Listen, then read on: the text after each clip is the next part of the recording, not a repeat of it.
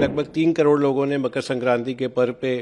स्नान ग्रहण किया है और उम्मीद यह है कि मौनी अमावस्या में इससे ज़्यादा लोग आएंगे। इसी क्रम में आप लोगों की जानकारी में बताना चाहूँगा कि ऑलरेडी ट्रेनिंग के अलावा मॉक एक्सरसाइजेज भी ऑर्गेनाइज की गई हैं। पहले पिछले महीने भी की गई हैं, इस महीने भी जनवरी के पहले सप्ताह में की गई हैं। कोई भी घटना अगर होगी तो हम लोग तुरंत रिस्पॉन्ड करेंगे और वहाँ पे जाके हम लोग कोशिश करेंगे कि जनहानि बिल्कुल भी ना हो। मैं आज आपके सभी दर्शकों को बताना चाहूँगा कि ये जो महापर्व है इसके लिए हम लोग पूरी तरीके से तैयार हैं। हमारी 20 टीमें वहाँ डिप्लॉयड हैं और डिप्लॉयमेंट का मतलब सिर्फ यही नहीं है कि वो डिप्लॉयड हैं, उनकी हम लोगों ने एक्सटेंसिव ट्रेनिंग कराई है और हम लोगों ने वहाँ समय से पहले पहुँच के इसके अलावा जो और उसमें स्टेक होल्डर्स हैं, ये इतना बड़ा इवेंट है कि इसमें अकेले कोई भी एजेंसी अपने आप में सक्षम नहीं है। ये सभी एजेंसियों का टीम का काम है। तो हमने वहाँ पहुँच के और भी लोगों की ट्रेनिंग ऑर्गेनाइज कराई है, चाहे उसमें यूपी पुलिस हो, चाहे रेलवेज़ हो, चाहे हेल्थ डिपार्टमेंट हो, और हमें भी और डिपार्टमेंट्स की बहुत मदद मिली है। चाहे स्टेट गवर्नमेंट से मदद मिलनी हो, चाहे रेलवे से मदद मिलनी हो, चाहे लोकल मेला अधिकारी से मदद मिलनी हो, चाहे डीएई से मदद मिलनी हो, डिपार्टमेंट ऑफ एटॉमिक एनर्जी से, डीआरडीओ से, तो उन सब को लेके हम लोग पूरी तरह से मुस्तैद हैं, पूरी तरीके से तैयार हैं। जहाँ तक आपने मौनी अमावस्या के बारे में पूछा, तो जो अभी तक सूचना मिल रही है कि लगभग 3 करोड़ लोगों ने मकर संक्रांति के पर्व पे स्नान ग्रहण किया है और उम्मीद यह है कि मौनी अमावस्या में इससे ज़्यादा लोग आएंगे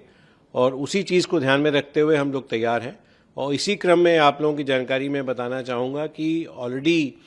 ट्रेनिंग के अलावा मॉक एक्सरसाइजेज भी ऑर्गेनाइज की गई हैं। पहले पिछले महीने भी की गई हैं, इस महीने भी जनवरी के पहले सप्ताह में की गई हैं, जिसमें सारे जो एजेंसीज जो उस मेला में इन्वॉल्व हैं उन सब ने मिलकर जो विभिन्न सिनेरियो संभव हैं उसके लिए हम लोगों ने तैयारी की है और बिल्कुल हम लोग पूरी तरीके से तैयार हैं कि कोई भी घटना अगर होगी तो हम लोग तुरंत रिस्पॉन्ड करेंगे और वहाँ पे जाके हम लोग कोशिश करेंगे कि जनहानि बिल्कुल भी ना हो। जिस तरह से जानकारी मिली थी कि स्पेशली डाइवर्स को ट्रेन किया गया है कि अगर मान लीजिए लोग वहाँ पे डूबते हैं या वहाँ पे फैसिलिटी प्रोवाइड की जाए। ये एक बार पहली बार हम लोगों ने ये किया है जिसमें कि ये कोई भी जब डिज़ास्टर सिचुएशन होती है,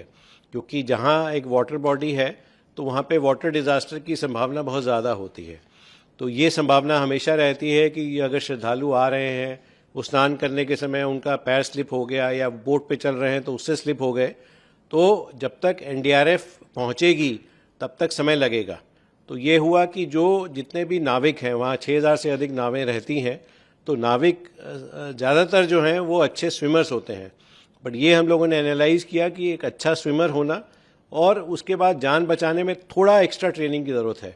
तो ये हम लोगों का इनिशिएटिव रहा है कि उन जो नाविक हैं, जो बेसिकली बोट चला रहे हैं, बोटमैन हैं, उनको हम लोगों ने करीब 1300 लोगों को ट्रेन किया है ताकि वो अगर गॉड फॉरबिड, ईश्वर ना करे, किसी की बोट से कोई आदमी नीचे स्लिप हो जाए तो तुरंत जाके उसको रिस्पॉन्ड कर सकें और उस व्यक्ति को बचा सकें। तो ये एक बार हम लोगों ने किया है। दूसरी चीज़ अगेन जो हम लोगों ने की है, हम लोगों ने इस बार हायर कैपेसिटी जो बोट्स हैं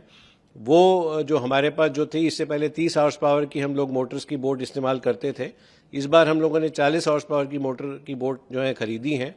और वो उनको हमने इसमें यूज़ कर रहे हैं। मकसद यही है कि जब ज़्यादा ताकतवर बोट होगी तो जल्दी से जल्दी हम लोग रेस्पॉन्ड कर पाएंगे, जल्दी से जल्दी मौके पे पहुंचेंगे ताकि उस व्यक्ति की जान हम लोग बचा सकें। जिस तरह से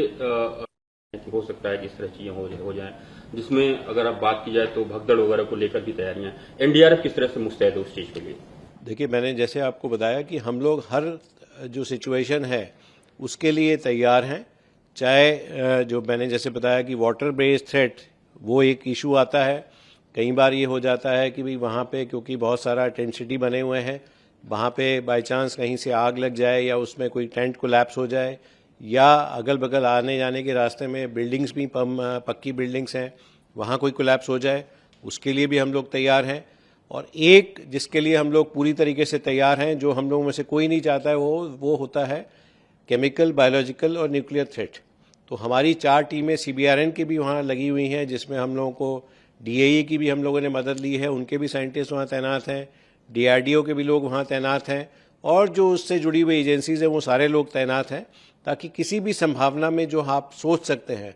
उसके लिए हम लोगों ने तैयारी की है और उसके लिए हम लोग प्रिपेयर्ड हैं।